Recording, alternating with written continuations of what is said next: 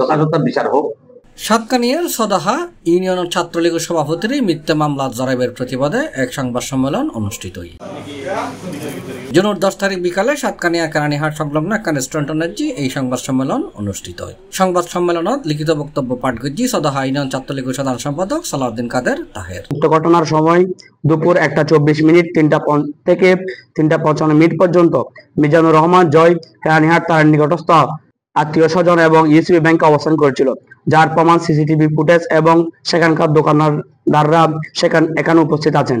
কিন্তু ঘটনার বিবরণে যেভাবে উল্লেখ করা হয়েছে যে ঘটনা চলাকালীন আগ্নেয়াস্ত্র ব্যবহার করেছে এবং কিল ঘুষি লাথি মেরে হত্যার চেষ্টা করেছে, উক্ত বিবরণ সম্পূর্ণ মিথ্যা, ভিত্তিহীন এবং বানোয়াট। সে ষড়যন্ত্রের শিকার, কারণ ঘটনার সময় মিজানুর রহমান জয় সেখানে উপস্থিত ছিলেন না এবং ঘটনার ব্যাপারে তিনি কোনো কিছুই জানেন না।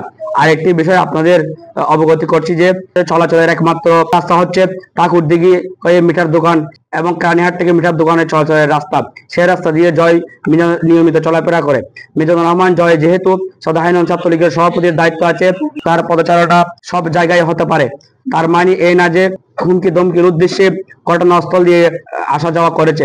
ঘটনার আগের দিন 27/5/2024 মামলার বিবরণে আসা যাওয়া হামলা এবং হুমকি স্বরূপ যে বিবরণ লেখা হয়েছে তা পুরোপুরি ভিত্তিহীন এবং C+TV সহ বিভিন্ন গণমাধ্যমে যে সাক্ষাৎকার দিয়েছেন বাদী সহ মাহমুদুল হকের পিতা, আত্মীয় স্বজন এবং বাতিজা যেখানে যাদের নাম উল্লেখ করেছেন সেখানে মিজানুর রহমান জয়ের নাম উল্লেখ নেই।